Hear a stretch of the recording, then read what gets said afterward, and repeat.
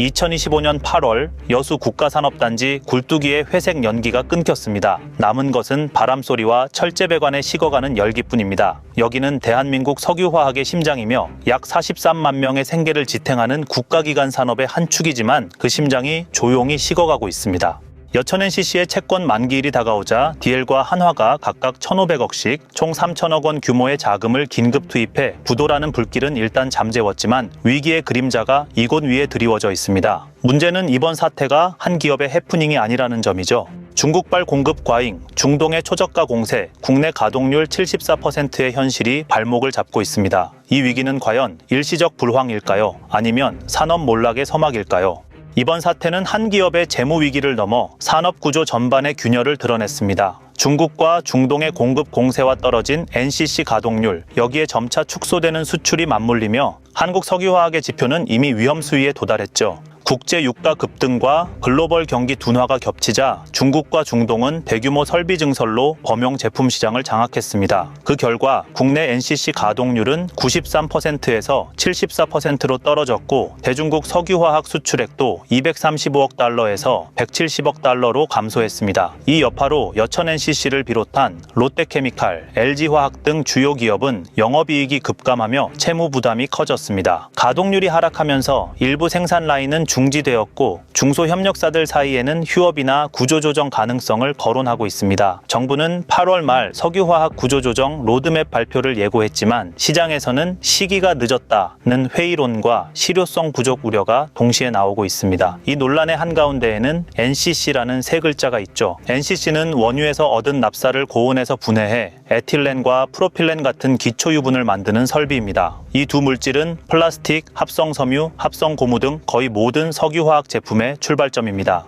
그래서 NCC의 가동률은 곧 석유화학 산업의 심장박동 같다고 할 수 있죠. 가동률 하락과 수출 급감 같은 숫자로만 보던 위기는 이제 사람들의 일상에 스며들고 있습니다. 여수 국가산단 앞은 평소와 다를 것 없는 출근길이 이어지지만 안쪽에서는 다른 기류가 흐릅니다. 지역 상인회는 최근 한 달 매출이 평년 대비 30% 가까이 줄었다며 긴급 회의를 열었습니다. 점심시간에도 빈자리가 절반 이상 남고 예약이 사라진 회식 자리까지 불황의 징후가 짙게 들이우고 있는 거죠. 물류 현장도 예외가 아닙니다. 운송노조는 일부 화물차 운행을 중단하며 대기 상태에 들어가게 되었죠. 업계 관계자는 출하 물량이 줄어 일부 노선은 배차를 중단한 상태라며 운행 축소는 당분간 이어질 것이라고 말했습니다. 산단 인근 부동산 중개업소에서는 원룸 공실이 늘고 있다는 말이 심심치 않게 들리고 있습니다. 경제지 일면에는 3년 내 산업 절반 붕괴라는 경고를 실었고 지역 방송은 여수를 한국판 러스트벨트로 묘사했습니다. 온라인에서는 여론이 두 갈래로 뚜렷하게 갈립니다. 찬성 측은 국가기관 산업 붕괴는 안보 위기라는 주장과 함께 정부 개입을 촉구하고 있습니다. 석유화학이 조선, 철강과 함께 수출과 고용을 지탱해왔다는 점과 한 번 꺼진 설비는 재가동이 쉽지 않다는 점을 근거로 이야기하고 있죠.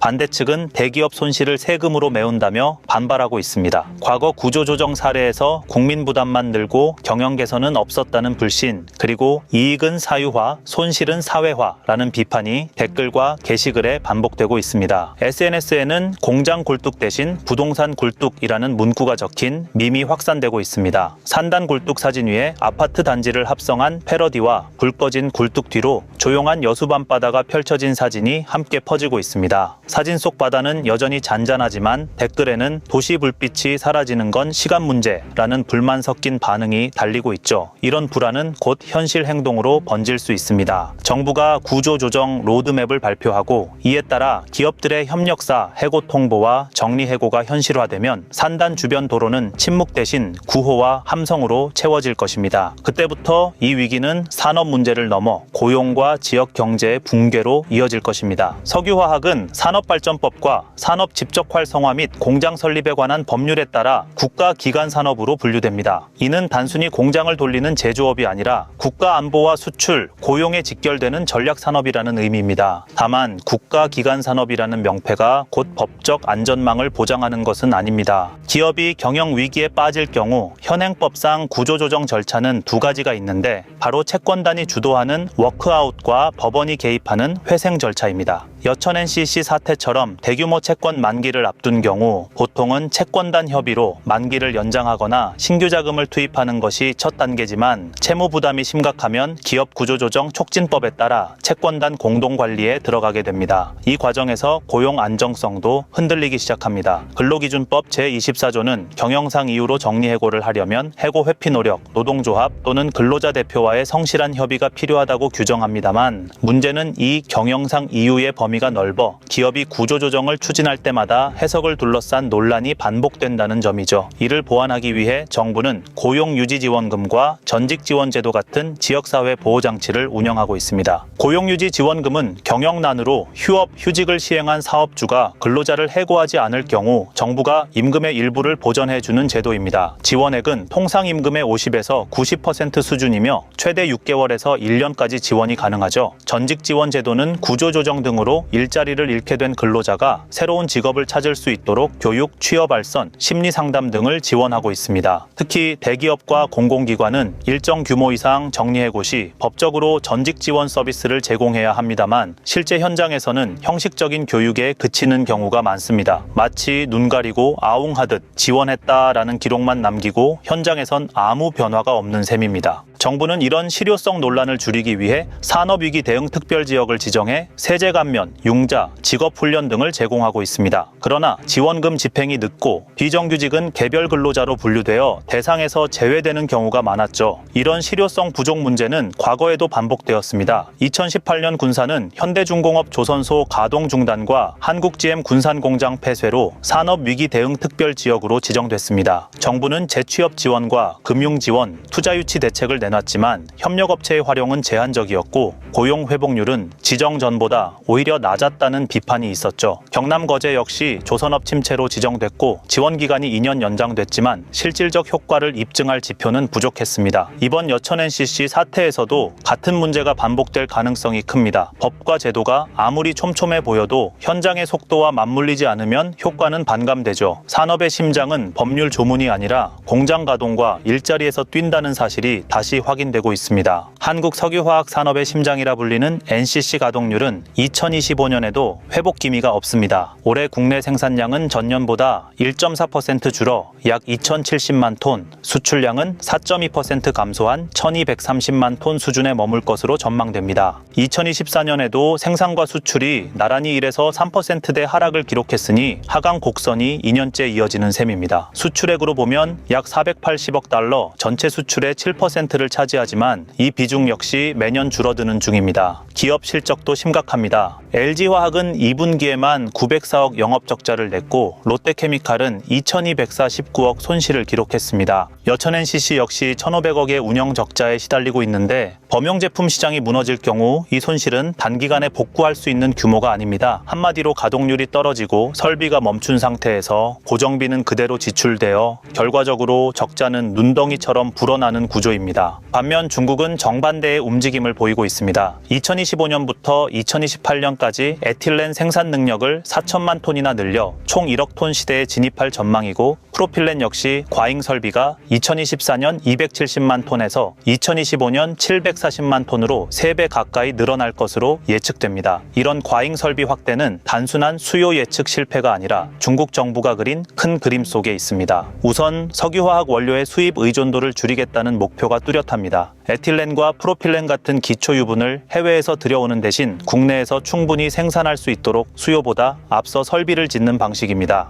이와 함께 지역 균형 개발 목표도 작동하고 있습니다. 중앙정부의 계획과 별개로 각 지방정부가 경쟁적으로 석유화학 단지를 유치하면서 중복 투자가 생겼고 그 과정에서 공급 능력은 수요를 훌쩍 넘어섰죠. 여기에 원가 경쟁력이라는 무기가 더해집니다. 중동, 러시아와 장기 계약을 맺어 저렴하게 원유와 가스를 확보하다 보니 가격이 떨어져도 버틸 수 있는 체력이 있습니다. 이런 여유를 바탕으로 중국은 범용 제품을 아시아, 아프리카, 남미로까지 수출하며 시장 점유율 확대에 나서고 있습니다. 무엇보다 이 모든 과정은 단기 수익보다 장기 점유율을 목표로 합니다. 당장의 적자를 감수하더라도 설비를 멈추지 않고 돌리며 경쟁국의 설 자리를 줄여가는 겁니다. 결국 중국의 과잉 설비는 실수가 아닌 전략이며 이 전략이 한국 석유화학의 경쟁력을 잠식하고 있습니다. 중동 역시 상대적으로 낮은 원가 경쟁을 앞세워 시장 점유율을 넓히고 있습니다. 글로벌 메이저 기업들은 이런 비용 구조를 개선하기 위해 에탄 기반 설비 전환을 추진 중입니다. 여천 NCC뿐 아니라 일본과 중국의 일부 대형사도 같은 전략을 검토하고 있습니다. 미국과 중동의 비고일 기업들은 전기차 시대에도 플라스틱 수요가 계속 늘어날 것으로 보는 시각이 많아 석유화학 부문 투자를 오히려 확대하고 있습니다. 즉, 한국 석유화학의 위기는 단순히 한 기업의 위기가 아니라 글로벌 공급 과잉과 원가 경쟁력 저하, 그리고 전략, 전환 속도 차이가 동시에 맞물린 구조적 문제입니다. 일본과 유럽은 이미 고부가 특수화학 제품으로의 전환을 마쳤습니다. 여기서 말하는 특수화학이란 반도체 소재, 배터리 전해액, 고성능 플라스틱처럼 소량 생산이지만 기술 장벽이 높고 부가가치가 큰 제품군을 뜻하죠. 이들은 고부가가치 제품을 중심으로 시장에서 차별화를 꾀하며 범용 제품에 의존해서 벗어났습니다. 반면 한국 석유화학 산업은 여전히 범용 제품에 의존하는 구조에서 벗어나지 못하고 있죠. 가격 경쟁이 치열하고 이익률이 낮은 범용 제품은 글로벌 불황이 길어질수록 충격을 더 크게 받습니다. 한국 석유화학이 미래 경쟁력을 확보하려면 고부가 특수화학 제품으로의 전환이 반드시 필요하죠. 특히 반도체 소재나 배터리 전해액처럼 국내 산업이 강점을 가진 분야와 연결되는 영역에 집중 투자가 이루어지면 금상첨화일 것 같습니다. 문제는 단순히 제품을 바꾸는 것만으로는 부족하다는 점입니다. 특히 EU의 탄소 국경조정 제도는 2026년부터 본격 시행되는데 석유화학 제품에도 높은 탄소 비용을 부과할 예정입니다.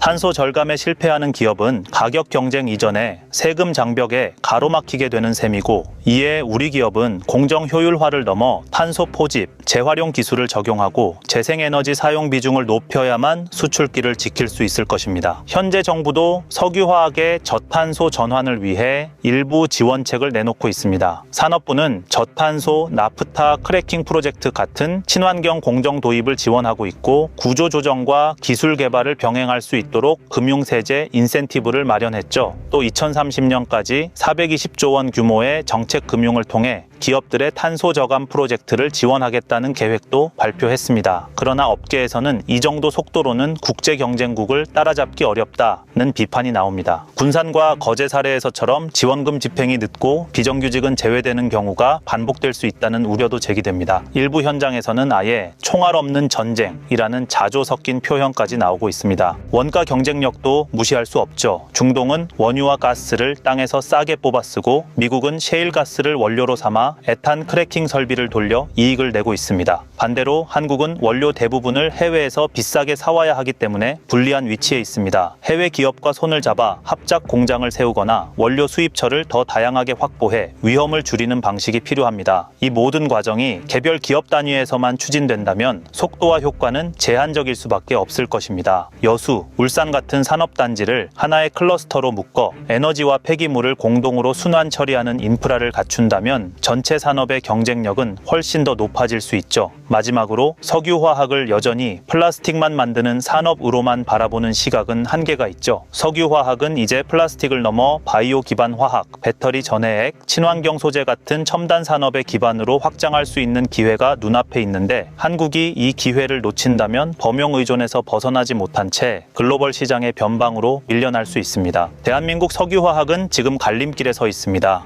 여천 NCC 사태는 단순한 기업 위기가 아니라 한국 석유화학이 플라스틱 산업에 갇힐지 아니면 미래 신소재 산업으로 확장할지를 가늠하는 시험대입니다. 굴뚝은 멈췄지만 다시 불을 밝힐 수 있을지는 지금의 선택에 달려 있습니다. 과연 한국 석유화학은 이 위기를 기회로 바꿔 다시 일어설 수 있을까요? 구독과 좋아요는 더 깊은 분석을 하는데 도움이 됩니다. 오늘은 여기까지입니다.